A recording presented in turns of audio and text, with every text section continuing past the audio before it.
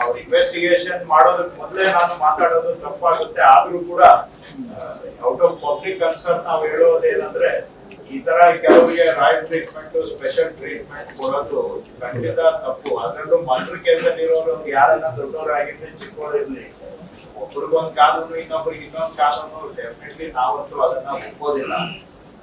ಈ ತರ ಸಂಸ್ಕೃತಿ ಇರಬಾರ್ದು ನನ್ನ ಸ್ಪಷ್ಟ ಅಭಿಪ್ರಾಯ.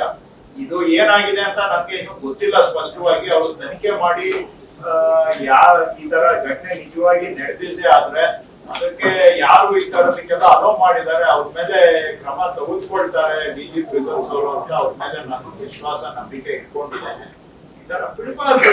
ಈಗ ನೀವು ಎಲ್ಲಾರನ್ನೂ ಸಮಾನ, ಕಾನೂನು ಮುಂದ್ಗಡೆ ಎಲ್ಲಾರನ್ನೂ ಸಮಾನ ಅಂತ ನಾವ್ ಎಲ್ಲಾ ಸಂದರ್ಭದಲ್ಲಿ ಮಾತಾಡ್ತೇವೆ.